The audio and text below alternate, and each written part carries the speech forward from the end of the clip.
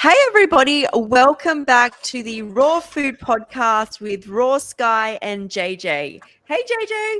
Hey, how are you? I'm Thank you good. for having me. You're very welcome. I'm very excited to get into this. That limiting beliefs may be stopping you healing. And well, fundamentally, I think that could be stopping many people. Do you want to jump into starting this off? Oh, yes. I actually just had my book to reference because I had so many good ones listed in here while I was fresh thinking about it at the time. But I think what happens when just human nature, when we think about something, automatically our brain wraps itself around like, I could never do that. And I think pretty much that's what a limiting belief is, when we somehow restrict ourselves without any truth to it, because we've never tried and we don't know for sure if that's the answer. And most things, I will say, that I've learned over this, long period of time I've been on earth, it still happens to me too, but I have learned that if you can try to get your head around that the only difference between you and where you want to be is a simple set of processes. And maybe you don't know the processes, or you haven't gotten to the way to do it in your way that you can make it happen. But it is really like that cause and effect. So when we say, like, I could never be like, in shape, or I could never be healthy, or there's a lot of that is not realistic. It's a lot of what's holding us back. It's from childhood. It's from people telling you things when you were a kid that weren't even true. Maybe, a teacher said something, it sticks with us. So I think there's so many limiting beliefs, but when it comes to healing, there's a lot there to unpack. So many things that we are, kind of a lot of myths that go on in our head that aren't true.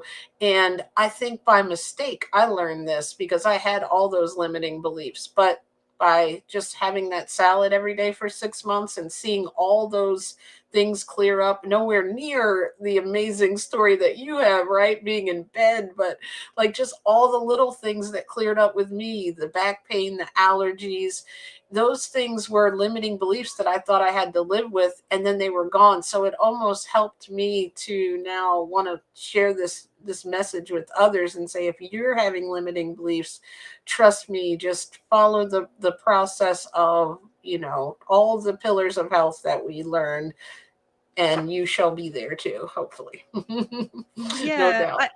I think people get scared because there is a process, and it is going to be hard work, but they seem to. So you present someone with a healing, you can heal. And the reason I think people stop is because they're so focused on the outcome. But truly, if you practice and learn how to be brilliant at the healing process, and you see it in small steps, instead of being like, I want to get to the end, I want to get to the end, then doing everything Sky does or JJ does seems so overwhelming that they're like, I can't do it.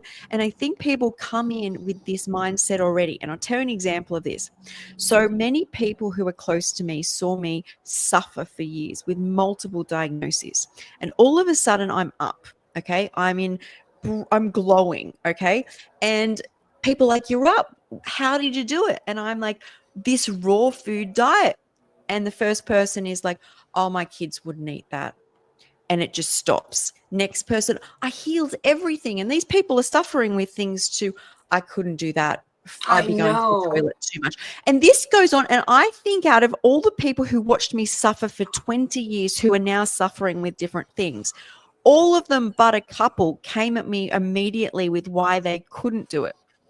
And I do believe that that stems from learning that to get somewhere good, it's going to be hard work. And they picture all this hard work like all at once. And Mhm. what I feel I did, and I think the way you speak about it as well, is focus on one thing to start. Don't be like, I'm going to go do yoga, breath work, salads, fruit all day. I'm getting a juicer. I'm getting this. You will stop Right. before you start. What I did was be like, what have I got here? I got a chopping board, a knife, and a vegetable peeler. That's it. And even at that time, thinking of bringing in a new tool was very overwhelming. And I knew any overwhelming would sabotage me.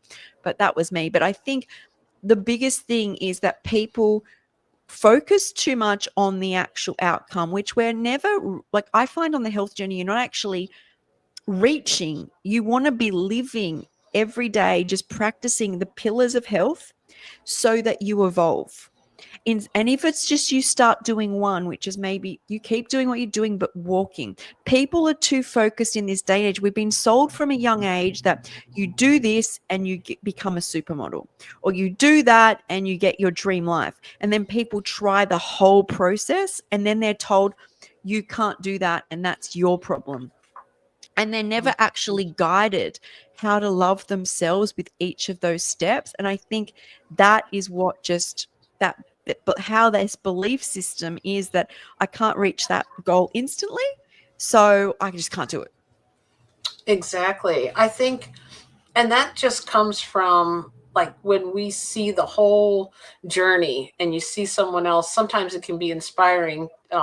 But in some ways it can seem overwhelming because you're hearing about their journey and you're hearing all the things they've done and all the things that have happened. But when you really think about it, what happens when we go to school, right? I think we've touched on this before. We don't go into school and in first grade they're like, here's a calculus book. You know, it Right. starts with, let's learn how to see, what color is this, what animal is this, and then you learn eventually letters, and then you learn sentence words and then sentences. But when it comes to a health journey, people try to go to level 100. And I just am saying this in a video that I just recorded yesterday, that I think some people that might work for 60 days of juice, 200 days of a watermelon, and you might want to do that someday to do like a cleanse. But for most people, and the way it was with me as a 42-year-old woman, what I could get my head around was having one salad every single day that had as many fruits and vegetables in it that I could think of. And it was a way that I could start and I could fit it in with my life. And it was not something I was, flipping everything upside down all at once. It happens in layers with your health journey. So we just need to find it and break it down to that one little thing that you think you can do, whether it's having blueberries every day this week. That's going to help you realize and build momentum and say, I did something nice for myself every day this week. And then next week, maybe you add on something else. And that's okay if you do it that way. Like, and we always talk about, unless you are, right now needing to heal something in 30 days that is detrimental, right? Then I might do everything all at once. But for right now, it's better to figure out how it can work in your life, and, and not something that's going to deter you from it. So I think one of the limiting beliefs is it's too hard, but that's why we have to take it to the ultra simple of one first step that you can do. Yeah, and I like the analogy of gaming, like that if you think that you can skip up to level 10 where you just have water or just juice for, I don't know, 2 months, and then you will, level 10, and you're just going to go to level 11 and level 12 where you're just the yoga master and you're all that, is you've skipped 10 levels. So the reason a gamer is good at the next level and the next level and the next level is because they've mastered the level before. They've died a couple of Yeah. times and they get back up and they start again. If you put a kid or even me at level 10 and expect them to not only master level 10, but also continue on. So that's why when you see, and you can go ahead and start off with, a juicing or a water fast, but don't be surprised if you have to tumble back down to learn the skills at different levels so that you can survive at the higher levels.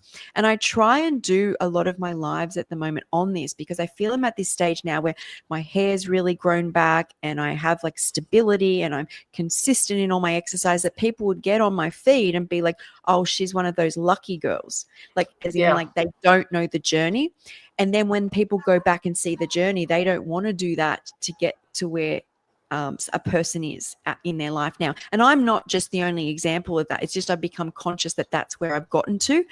In the past, I still had like, I could live at this level consistently now is basically what I'm saying. Mm-hmm. But you have to understand as a gamer coming up into this level, I can only survive at this level because I put work in at every other level, but I loved it. Like I never pushed myself. And I was thinking when I was running yesterday is what I'm good at doing is owning my, well, you could call it gaming deaths or falling backwards. I'm quite happy to be completely honest that, I go through a stage where, I get shingles. I go through a stage where I get like, I am quite happy and own that. And I think when you don't sit in a mindset of like, I'm not doing it right, I have done bad things in my life, this is all coming out of me now, where you just learn new skills at every level. You Mm-hmm. just keep accumulating. You're that gamer that's going to keep going to the next level. And you're just, even when you fall on the spikes, you're finding pulling out the wood and using them in your next level. You just keep learning, because the reason you will thrive at your dream life is because you worked each day on accumulating tools and tasks all the way up to that. And you can't take that away. There is no skipping levels.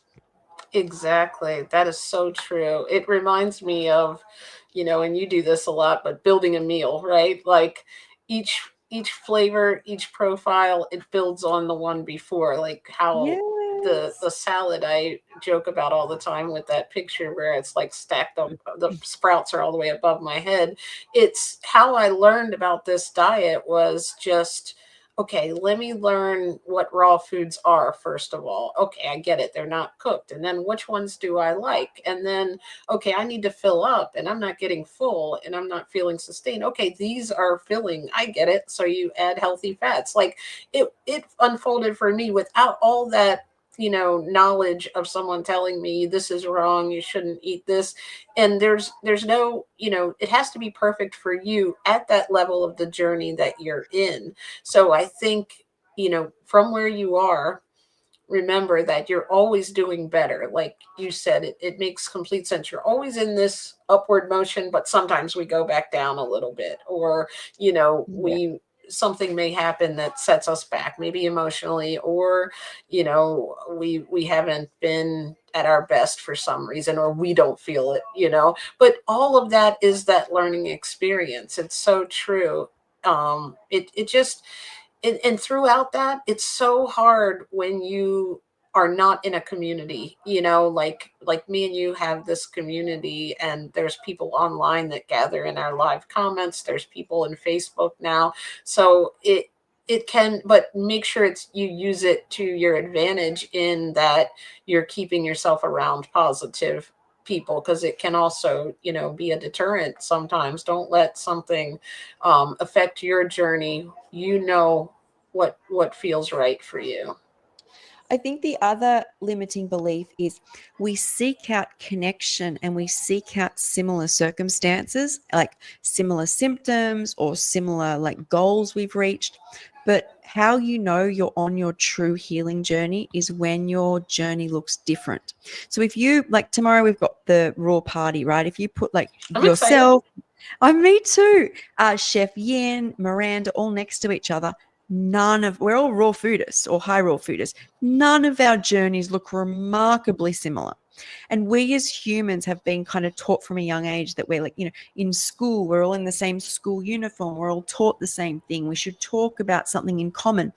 But how and that will stop you moving forward. You have to accept that you're going to go through all sorts of things to find you, and your true you, because the universe is designed like this, will be like nobody else. And that is what hinders a lot of people is that they think they've got this thought in their head, and you might think we're all similar. But Mm-hmm. I swear, if you look at our paths and how we got there and the symptoms that led us there and how we drive our lives and the things that we want out of our life, it's all different. And when you accept to be different, that's the really hard belief to overcome before you go on this journey, because everyone wants to do a 40-day juice cleanse and get the same result that's being sold to them, but nobody does. This Mm-hmm. may be part of a tool on this life journey that we're talking about, but please know, when you're on it, when you start owning the outcomes, which uh, to some people not liking will not be controlled variables. You cannot control, do this, get this. This journey does Mm-hmm. not work like that. And that, I think, stops people. That's why I love this journey, because it's like you don't know what's about to unfold, but you know it's good because you put in good, good Yeah, walks, fresh air, good people, good fresh food, early nights, you take out toxicity. You have to get good. You can't not put in good and not get good if you are truly sitting in gratitude with your decisions. I agree. And I think one of the things that we all have in common, and anybody that even comes into this and just looking at this podcast, for example, and being open minded to that healing, is what we all have in common, is what we've all kind of allowed ourselves to get rid of that limiting belief that there's another way, there's an alternative way. Maybe, people have been telling you something your entire life that you need medication, or maybe telling you that this is the right way to feel good. You have to um, not eat forever, or you have to eat small portions and this and that. So being open-minded to us coming on here saying, hey, I love it, I can eat as much as I want pretty much, and I'm into these fresh raw foods. It's like allowing yourself to get to that point is what we all have in common, that we want to find our own journey. And then the cool thing is you can help others, just like what Sky is doing with her journey, I'm doing with my journey. It's like you don't have to be an expert at this. Anything you've learned yesterday could help someone today. Just because you don't know, like you said, nobody's journey is exactly the same, but along the way, we all have the same, I feel like, for the most part, the same limiting beliefs, the same fears, the same sometimes rewards, like we talked about how the food lifted our mood when that wasn't something I even knew about was going to happen in the beginning. So I think that's what we all have in common. But the way we go, like we're all on the way to, this beautiful experience with raw vegan food. But how we get there is different, and we should own that and be happy that this is what I've figured out, this is what works for me, this is my path, and love being that rebel that's taking your own health into your hands and kind of controlling the process, because that's all we can control. We can't always control outcomes, but we can control that process. So if you're going to wake up and you're like, you get sunlight, and if you're going to exercise, or we're going to have fruit for our lunch, that's what we can control. And if that's what makes us feel good, keep going towards what makes you feel good, not what is written down.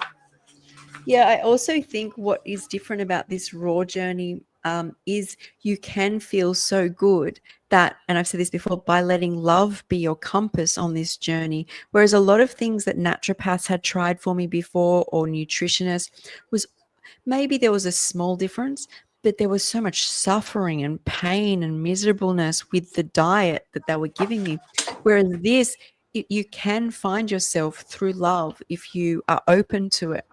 And I think that is limiting because people are still seeking pain. I really think we've Mhm. suffered a lot in this life and it feels unfamiliar. If something feels good, it shouldn't be right.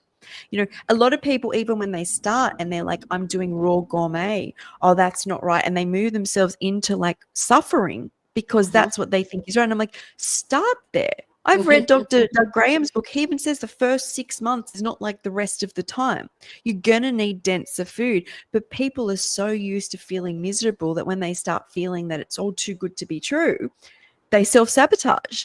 And I think if you are having healthy food choices and it feels good, that is much better than forcing yourself into anything that starts to make you feel pain. The great thing about this lifestyle is I finally found a way to not only get rid of my physical pain, but I live my life pain-free, with enough rest, with good people, fresh air, exercise, but not too much exercise, the good Mhm. food. And that, I feel, the limiting part is that we're so used to pain in all aspects. I feel like having disease is just an extension of living a life in pain. It's gone to that external extreme. And to find things you love. And I was thinking as well, when I say I'm not afraid to go back. So because I want to run, sometimes I'm definitely not the fastest runner, but I'm happy to run the 5Ks as slow as I need. And I always say this is be the tortoise, not the hare. Mm-hmm. because I'll be consistent. Your muscles do get used to it. Don't think that you're like sprinting as fast as you can because you're worried about everyone around you and and this is all too hard because it's like that Yeah. drive of pain. Whereas I'm like, you know what, I might be the slowest person here, but I'm going to do it. I might like almost stop and jog on the spot, but I'm going to do it. And I'm like, and I go through, and the raw food helps me stay more present because a lot of the time when you eat denser, dehydrating foods, you have this racing mind all the time. But I have a confidence in sitting with that slowness to reach my goals. I'm not afraid some days that I'm almost running backwards. And when you can own that, you're always sitting in pleasure. Like if I start running and force pressure and exertion and I start unliking it, my brain subconsciously starts sabotaging because that's its job. I always say this is the brain's job is if you end up in pain, it has to get you out of it. You cannot live like the brain knows you die from pain, right? So Mm-hmm. even if you force yourself and you think you have total conscious awareness, if something is suffering and you keep showing up for it, there will be a back end loop of your self sabotage. And you will be like, oh no, this person did it to me. And it'll be like, no, your brain redirected you out of it because you cannot sit in pain for extended periods of time. Your brain's job is to find a way out because that's survival of the fittest. And I think that reasoning is how I live my life. As in, like, if I want to run, well, I might have to do it slow lots of days, but I'm still showing up for myself 3 times a week. And then I love it because I've got the view and I'm not exerted. And afterwards, I feel great. And then I know I'll go back to it. If Mm-hmm. I'm like, if I run half of that and sprint it and my joints hurt, exhaustion, and really you've only done it to show off or to like get a time on your watch or whatever, well, that's what I would do it for, is like I find the more I can sit in love, and that looks different for everybody, I don't sabotage. Like I Mm-hmm. don't inadvertently, but if I sit in pain, just like every human is your body has to find a way out. It will not sit there. That is so true. And I tell you, I think sometimes I had wrote this down or typed it while you were talking because it was so important what you said there. Uh-oh. We've got the emergency vehicles. They always come when I'm on a live stream. Luckily.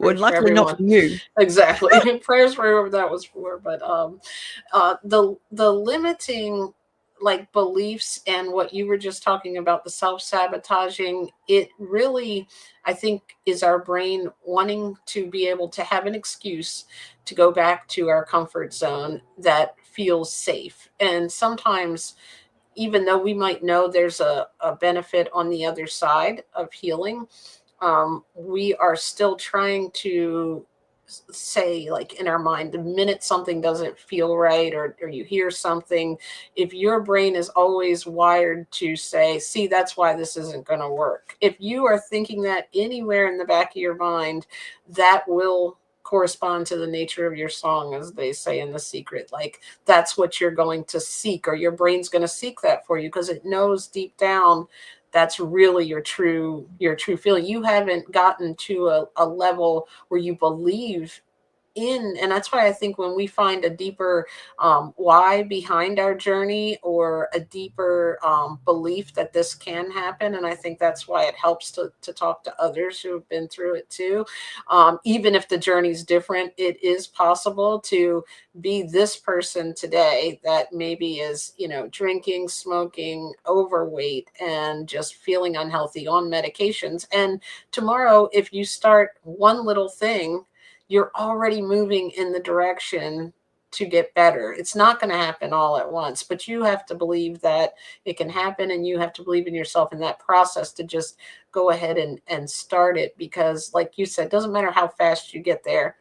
And I heard Alex Hormozy say something the other day on one of these inspirational videos. He said that I felt like I was always chasing the goal. Like, if I was making a presentation, after the presentation, I thought that I would be happy, but I would be let down because I'm ready to go chase the next goal. Well, this is like that our healing, our journey as it's unfolding, is the joy, and finding joy in Yes. it. We don't want to be miserable. So the joy is the journey. We're not really, there's nowhere to get to. It's just like you mentioned earlier, living that quality life where you can be the version of yourself that's calm, that's compassionate, that's, you know, good to be around with the like the people you love, if you who you take care of or you come around, like our family, being the best person for them, being the best person for yourself and feeling good about yourself every day.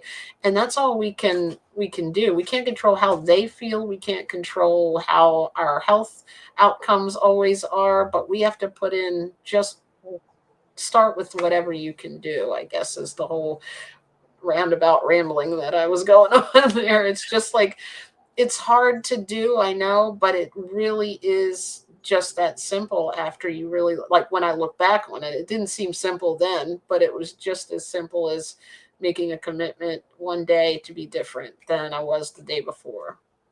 The reason I believe Alex sees he felt let down after he did something stimulating is because in life we have we've watched things, done addictive things that give us a hit for our whole life. We've eaten a meal not because it gives us nutrients, but because it stimulates us.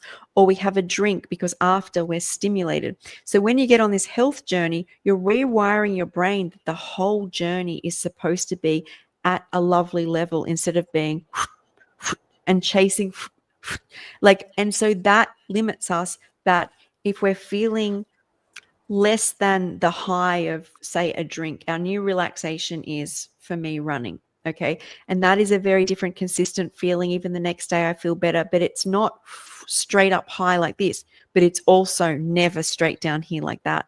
So I'm eliminating a lot of the suffering, but people feel they're missing out on that consistent high. And their brain is, because the brain likes to be high and likes dopamine and serotonin, it motivates us. It doesn't like to shoot out the pain memory, but the pain memory is there. All these stimulating things have this, yin yang effect, extreme. And we're now on this lifestyle where you're going to feel consistently good and better over time, but you're going to have to feel uncomfortable at the start, and you have to let go of those beliefs. And that is so hard for the brain to do, that you've got to just do it one step at a time. These leveling yourself up. Mm-hmm. And so you learn the tools, and it makes the next choice you make. Like, food for me was this gateway into enjoying walking, enjoying being in nature, enjoying being in the cold ocean in winter. But what I learned with the food was that the more I put the goodness in, I consistently started to feel better.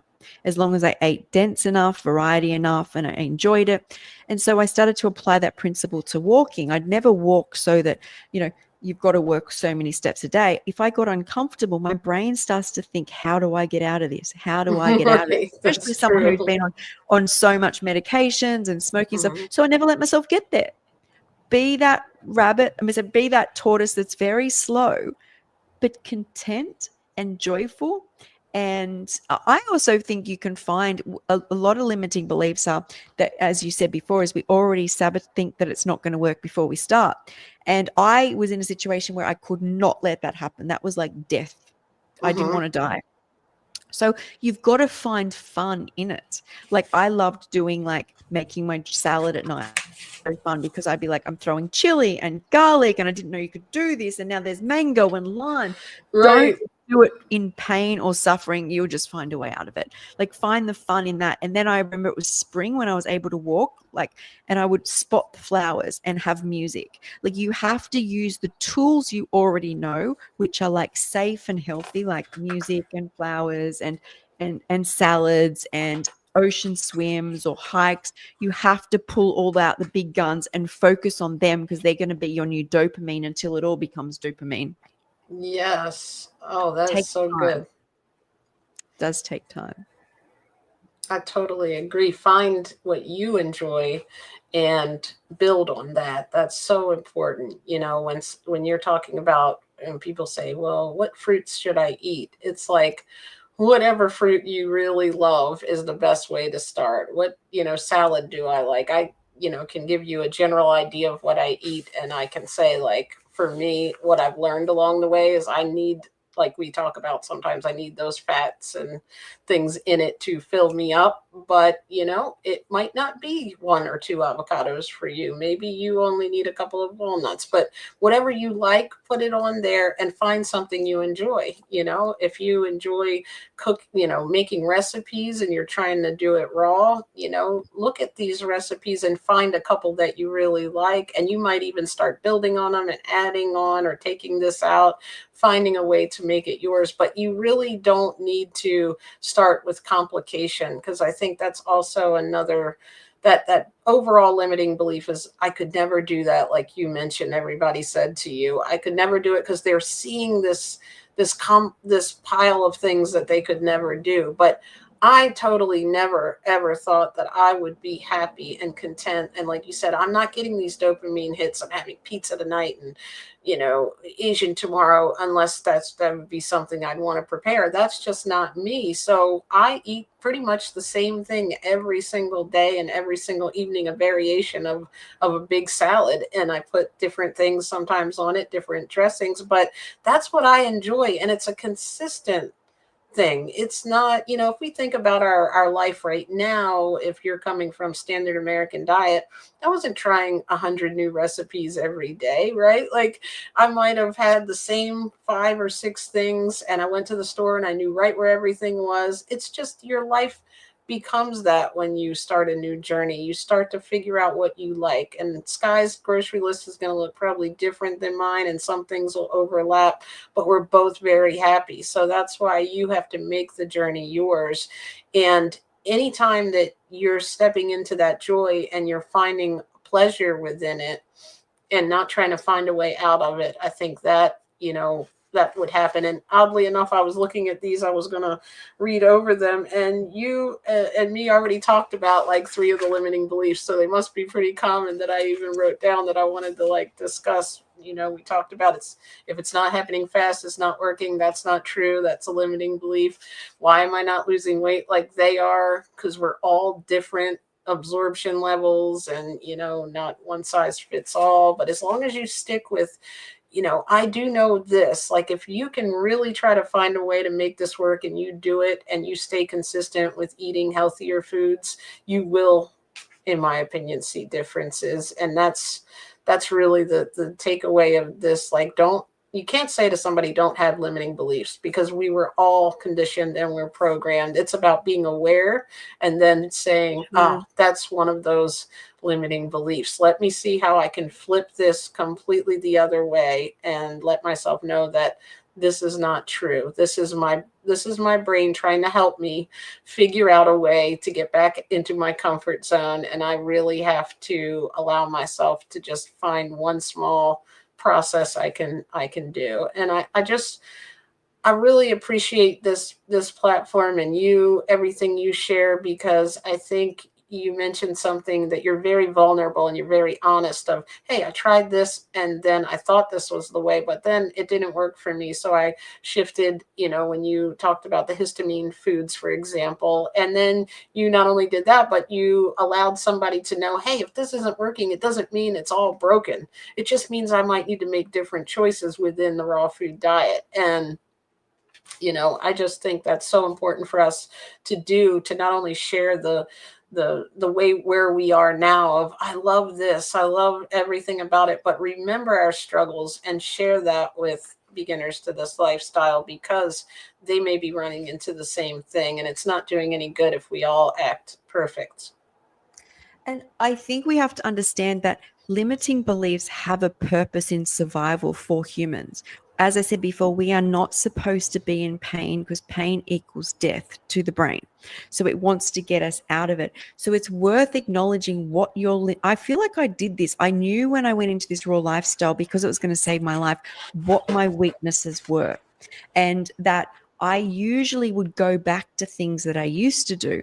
So I was going to do those behaviors, but swap things out to trick my brain. So I've spoken about this before, is when I quit smoking, is you have the urge to smoke, but a lot of that is still that I would go by a window or I'd take myself outside.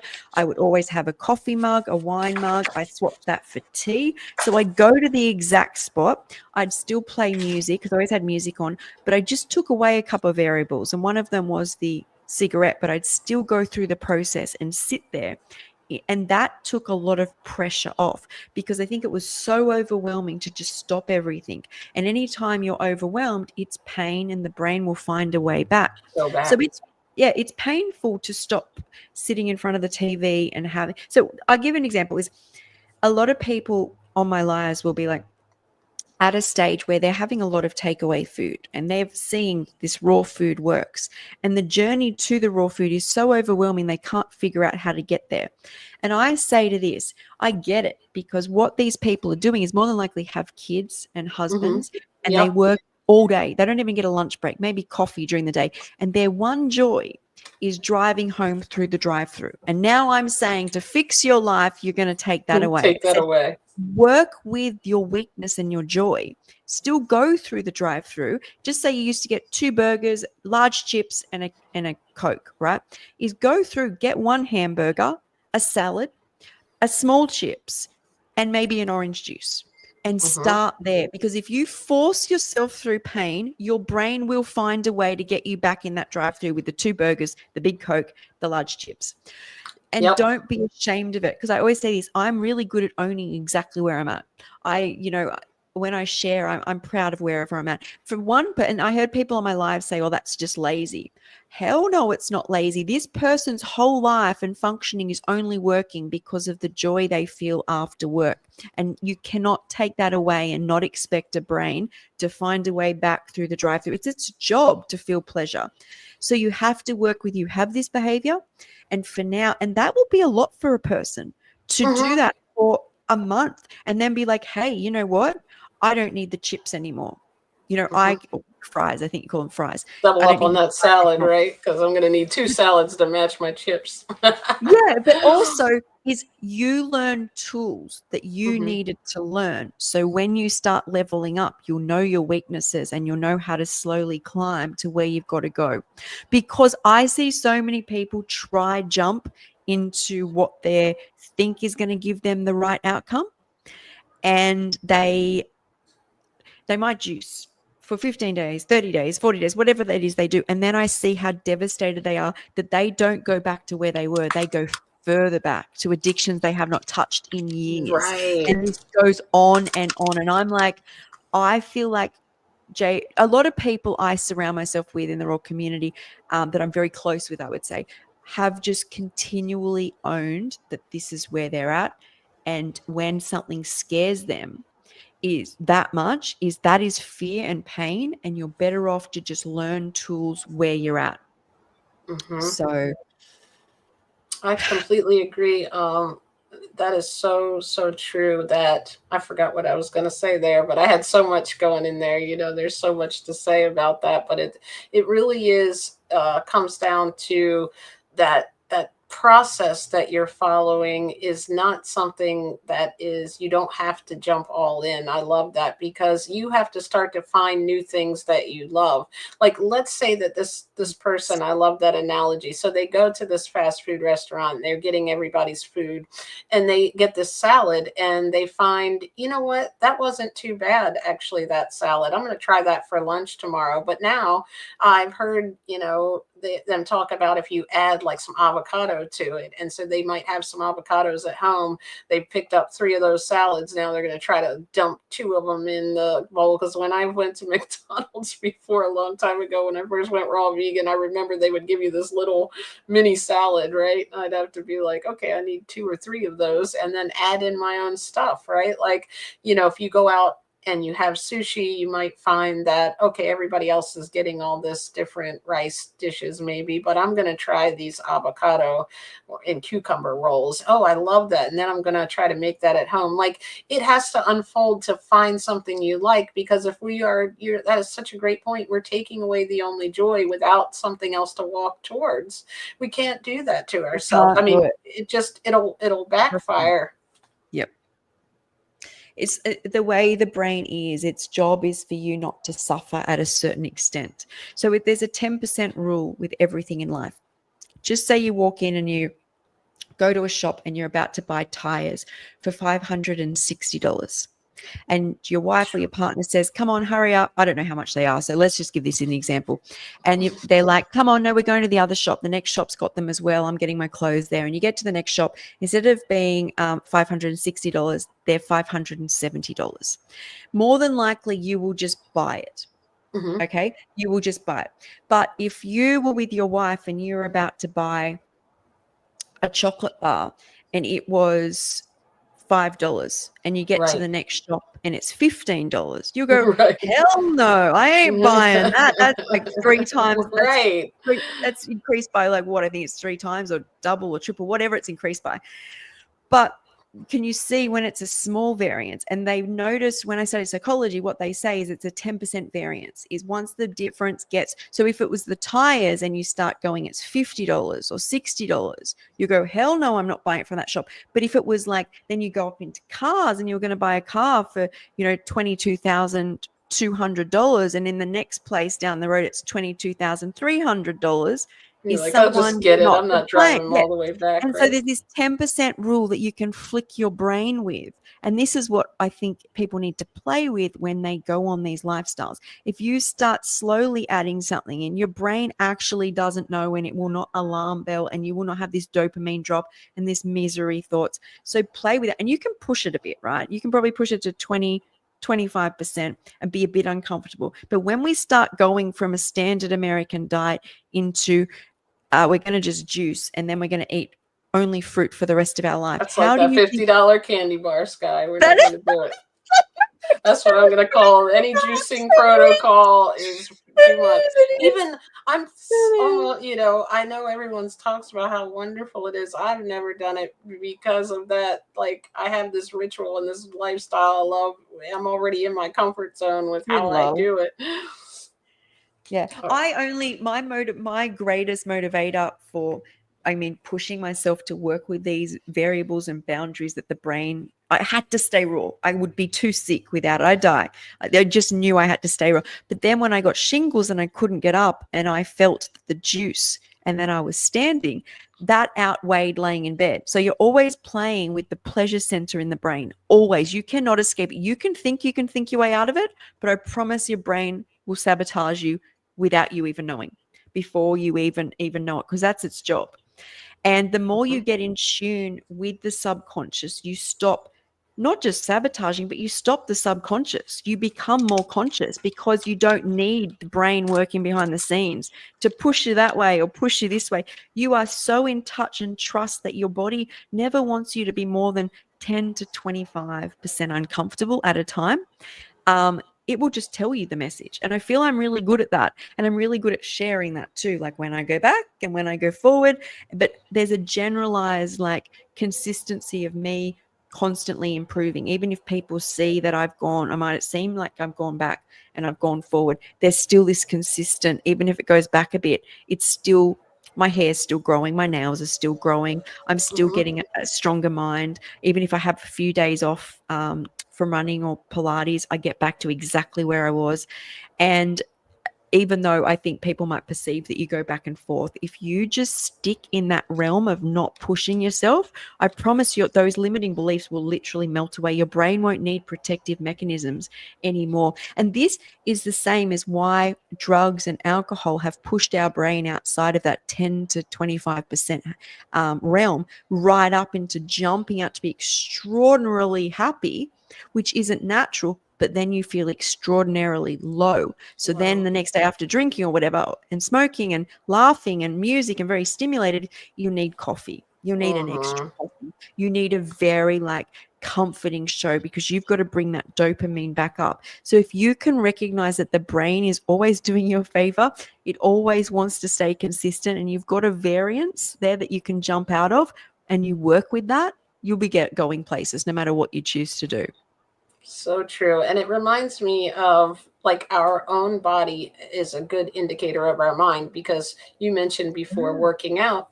If you are taking your muscle and putting it at a little bit of an uncomfort zone, right? We can't just, not work the muscle at all, especially if we're trying to get stronger, right? But working it too much is going to put you down for the count, possibly tear something for the next day if you try to go from 0 to 500 pounds instead of starting with those 2 or 4 pound weights and building up to it. So it's the same with, I think that was a great point you made about the brain. We can't go too far. It'll let us know and it'll take us back.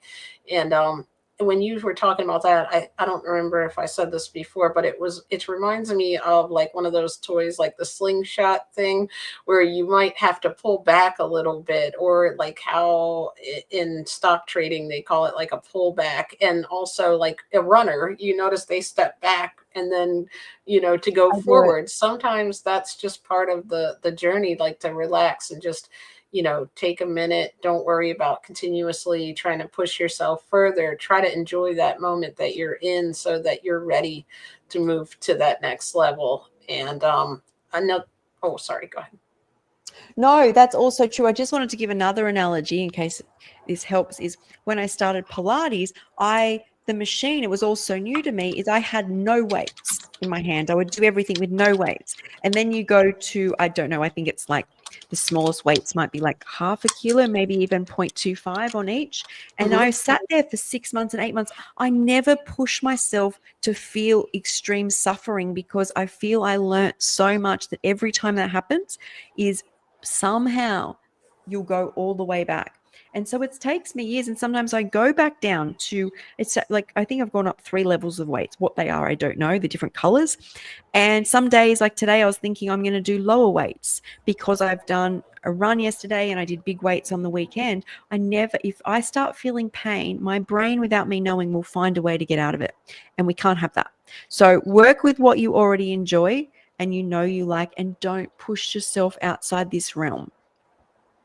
I love that. And that reminded me of, I was just reminding myself to say, like, I find it so important to add before you subtract, because if I hadn't, found, like, I did it all at the same time, I subtracted everything else, but it was only because I knew I that I like was that. having the salad, and I was able to go find all these fruits and vegetables I liked, and start to really get into what I was eating. Because if you're just going to sit there, that's why I think it's probably really hard to do like a fast when you first start this diet, because not only do you not have the foods you were already eating, but that's why I think people do that a lot easier when their body wants to later on in their journey. I mean, I understand the whole, like, clearing everything out, but sometimes to build on it is going to be more sustaining, I feel like. Because how many people do we know that, oh, I tried that, I tried raw but I'm not doing it now, or I tried vegan and that didn't work for me? Like, that's so disappointing when I hear it, because we don't know how they did it,